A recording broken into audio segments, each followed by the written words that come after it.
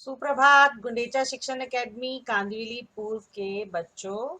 आज हम करने जा रहे हैं पत्र लेखन। पत्र लेखन जैसे कि आप जानते हैं एक ऐसी चीज है, जब पत्र कहीं से भी आए तो उसके बारे में जानने की उत्सुकता होती है कि पत्र कहाँ से आया, किसका है। तो बहुत पुराने समय से ये पत्र लेखन लिखना बहुत ही आवश्यक रहा है। अभी पत्र लेखन कितनी प्रकार का होता है? औपचारिक और अनौपचारिक, दो प्रकार का। जब हम औपचारिक पत्र लिखते हैं, मतलब कि हम किसी भी दफ्तर को, किसी भी ऑफिस को, चाहे वो आपका स्कूल है या कोई भी सरकारी गैर सरकारी अफसर को हम लिखते हैं, तो हम औपचारिक पत्र लिखते हैं। और औपचारिक पत्र ज़्यादा बड़े नहीं लिखे जाते हैं। अनौपचारिकता जैसे कि आप जानते हैं इनफॉर्मल, यानी कि आप अपने सगे संबंधियों को, रिश्तेदारों को लिख सकते हो बधाई देने के लिए, कभी सांत्वना देने के लिए, कभी कोई बात की जानकारी देने के लिए। तो इस प्रकार के पत्र हम लिखते हैं। अभी आप लिखने जा रहे हैं एक औपचारिक पत्र लेखन कि आपका विद्यालय ऑफलाइन शिक्षा यानी कि भौतिक उपस्थिति के लिए खुल गया है।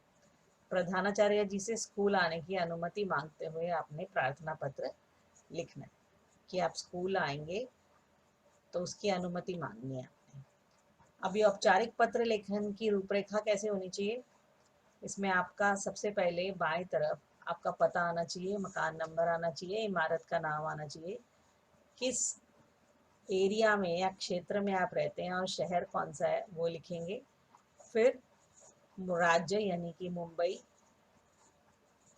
ये लिखने के बाद आप एक लाइन का गैप छोड़ेंगे और दिनांक लिखेंगे। दिनांक आप अंकों में लिखेंगे हमेशा। उसके बाद एक लाइन का और आप गैप छोड़ेंगे। फिर आप जिसे आप भेज रहे हैं सेवा में, श्रीमान महोदया जी या श्रीमती महोदया जी, और अगर आप स्कूल की प्रिंसिपल को लिख रहे हैं तो श्रीमती प्रधानाचार्य जी। फिर उसके बाद स्कूल का नाम या जिस ऑफिस को या जिस दफ्तर को या जिस कार्यालय को आप लिख रहे हो उसका नाम और उसका पता लिखेंगे। फिर एक लाइन का गैप छोड़कर आप विषय लिखेंगे। विषय प्रश्न के अनुसार छोटा होना चाहिए, ज़्यादा बड़ा नहीं होना चाहिए। के बारे में, के हेतु, ऐसा लिख कर सकते हैं। जैसे आप स्कूल को लेटर लिख रहे हो, ये जो मैंने आपको औपचारिक पत्र दिया है कि आप ऑफलाइन शिक्षा के लिए प्रधानाचार्य जी से स्कूल में अनुमति मांगने के लिए पत्र लिख रहे हैं, तो आप इसमें अनुमति मांगने के बारे में इतना विषय लिखेंगे। उसके बाद आप महोदया, मैम है तो एक उंगली का अंतर छोड़कर सविनय निवेदन यह है, फिर अपना नाम और अपनी कक्षा लिखेंगे कि मैं पार्थ बाकला 7वीं सी कक्षा का छात्र हूँ। और फिर प्रश्न के अनुसार कारण लिखेंगे। अब कारण जैसे इस पत्र में आप लिख रहे हैं कि आपको स्कूल में आने के लिए अनुमति चाहिए, तो जैसे कि आप जानते हैं स्कूल खुल गया और मैं स्कूल आने के लिए बहुत उत्सुक हूँ, तो कृपया मुझे स्कूल आने के लिए अनुमति दे दीजिए। मैंने इस पत्र में अपने माता पिता के हस्ताक्षर भी करवा दिए हैं, यानी कि ये आपके पेरेंट्स की तरफ से सहमति है कि आप स्कूल आ सकते हैं। जैसे कि आप जानते हैं कि ये एक ज़रूरी पत्र हो चुका है। आप स्कूल आते हैं तो आपको एक ये लेटर, जो कंसेंट लेटर है, वो लेकर आना होता है। तो ये हम वही लिख रहे हैं। आता है आपसे प्रार्थना है। अब प्रार्थना में क्या लिखेंगे कि आप मेरी प्रार्थना या मेरी विनती स्वीकार कर लेंगे। स्कूल को हमेशा प्रार्थना और विनती की जाती है। और नीचे धन्यवाद के लिए सधन्यवाद भी लिख सकते हैं, धन्यवाद सहित भी लिख सकते हैं।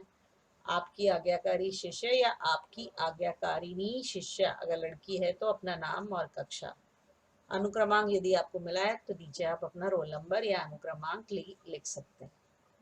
तो इस प्रकार आप औपचारिक पत्र लिखेंगे और पत्र लिखने के बाद आप उसका लिफाफा बनाएंगे।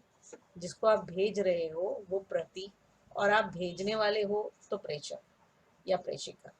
अपना नाम, अपना एड्रेस लिखेंगे, जिस जगह भेज रहे हो उसका नाम और शहर का नाम पिन कोड के साथ लिखेंगे। दाईं तरफ आप सिर्फ एक टिकट का बना देंगे निशान कि यहाँ पर टिकट लगाई जाती है। तो इस तरह पत्र का लिफाफा लिखना भी ज़रूरी है, अनिवार्य है, चाहे आपसे पूछा जाए या नहीं पूछा जाए। अभी ध्यान देने योग्य बातें हैं कुछ, कि यदि आप किसी संपादक को, किसी थाना के अध्यक्ष को या पुस्तक विक्रेता को पत्र लिख रहे हो या शिकायत कर रहे हो, तो तीसरे अनुच्छेद में आप विनती करते हुए वाक्य को आरंभ करेंगे। जैसे, आपसे प्रार्थना है कि आप मेरी शिकायत पर ध्यान देंगे, मैं सदा आपकी आभारी रहूंगी या रहूंगा, धन्यवाद, भवदीय या भवदिया और नाम लिखेंगे। यदि आप प्रधानाचार्य जी को लिख रहे हैं तो आप हमेशा प्रार्थना या विनती ही करेंगे, शिकायत नहीं करेंगे। जैसे, आपसे प्रार्थना है कि आप मेरी प्रार्थना को ध्यान देते हुए मुझे 2 दिन का अवकाश देने की कृपा करेंगे, यदि आप छुट्टी मांग रहे हो तो। मैं सदा आपका आभारी रहूंगा, ये बोलते हुए आपने पत्र को एंड करना है। और धन्यवाद लिखते हुए आपका आज्ञाकारी शिष्य या आपकी आज्ञाकारिणी शिष्या अपना नाम और कक्षा लिखेंगे, रोल नंबर भी लिखेंगे। अतः आपसे विनती है कि इस बात पर, जो भी आपकी बात शिकायत होगी, उस पर ध्यान देने की कृपा करेंगे। मैं सदा आपकी आभारी रहूंगी या रहूंगा। धन्यवाद, आपकी आज्ञाकारी शिष्य या आपकी आज्ञाकारिणी शिष्य, नाम और कक्षा लिखेंगे। अभी अनौपचारिक पत्र लेखन कैसे किया जाता है बच्चों, इसके लिए मैं आपको विषय दे रही हूँ। आपके मित्र ने नृत्य प्रतियोगिता में प्रथम पुरस्कार प्राप्त किया है। इस शुभ अवसर पर आप अपने मित्र को बधाई पत्र लिख रहे हो। तो बधाई पत्र कैसे लिखा जाता है? अनौपचारिक पत्र की रूपरेखा देखिए। सबसे ऊपर अपना नाम, शहर का नाम, राज्य का नाम, एक लाइन का अंतर या गैप छोड़ते हुए दिनांक, फिर एक लाइन का गैप, संबोधन करेंगे, प्रिय मित्र या आदरणीय दादाजी या प्रिय भाई बहन या आदरणीय दादी जी। फिर उन्हें अभिवादन यानी नमस्ते या सादर नमस्ते या सादर प्रणाम। फिर एक आरंभ करेंगे कि मैं यहाँ पर कुशल पूर्वक हूँ और आशा करती हूँ कि तुम भी ठीक होगे।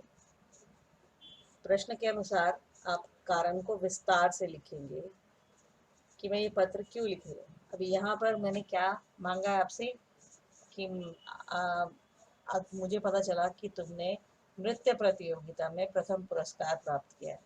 मैं जानता हूँ कि तुम कंटेम्प्रेरी में या कथक में या जैज में या सालसा में इतने दिनों से निपुणता हासिल कर रही हो। तुमने कोरोना के पैंडमिक वाले दिनों को भी इसके लिए बहुत इस्तेमाल किया और बहुत अभ्यास किया।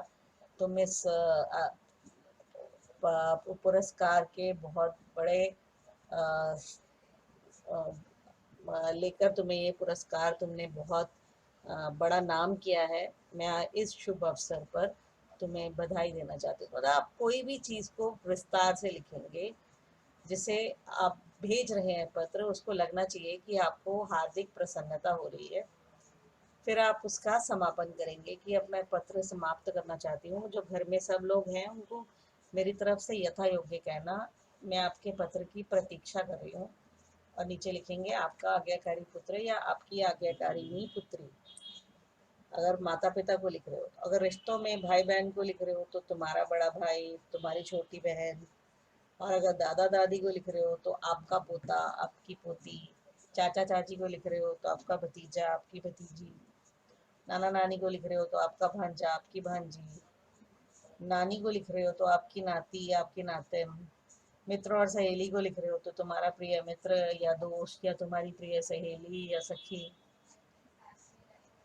तो ये चीज़ों का बहुत ध्यान रखना है आपने कि जब आप अनौपचारिक पत्र लिखो तो रिश्तों को कैसे बुलाया जाता है, क्या नाम से लिया जाता है, रिश्तों के अनुसार संबोधन कैसे किया जाता है। अगर प्रशस्ति कर रहे हो तो आदरणीय, पूजनीय, पूज्य, श्रद्धेय ऐसा बोलेंगे। और अगर अभिवादन कर रहे हो तो सादर प्रणाम कर सकते हो, सादर चरण स्पर्श कर सकते हो, सादर नमस्कार कर सकते हो। समाप्ति में आपका बेटा, आपका पोती, आपका नाती, आपकी बेटी, आपकी नातिन, आपका भतीजा ऐसे लिख सकते हो।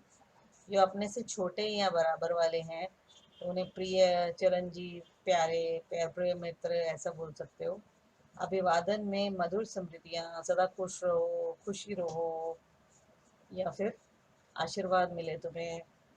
तो इस तरह से आप समाप्ति कर सकते हो कि तुम्हारा मित्र या तुम्हारा हितैषी या तुम्हारा शुभ चिंतक। रिश्तों के अनुसार पत्र को कैसे समाप्त किया जाता है?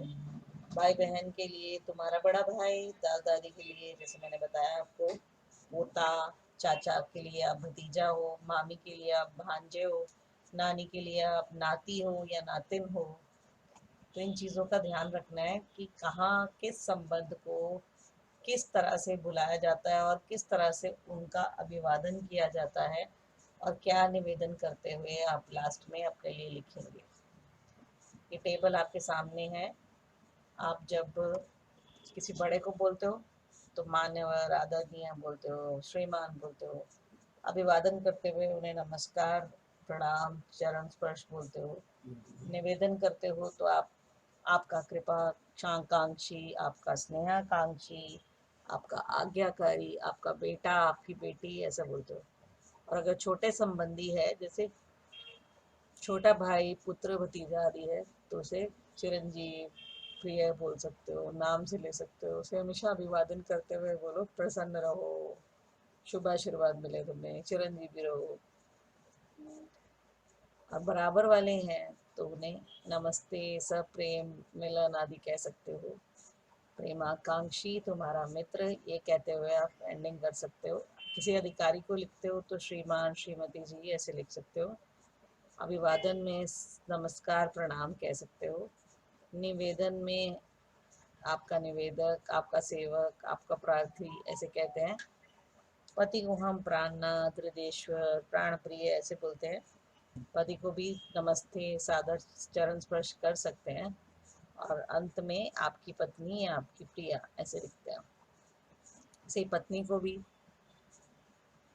तुम्हारा जीवन साथी करके आप एंडिंग कर सकते हैं। किसी कोई अपरिचित स्त्री है तो उसे महोदया बोलेंगे, नमस्ते बोलेंगे, और लास्ट में आप भवदीय या शुभेच्छु भी लिख सकते हैं, मतलब आपका शुभ चाहता हूँ।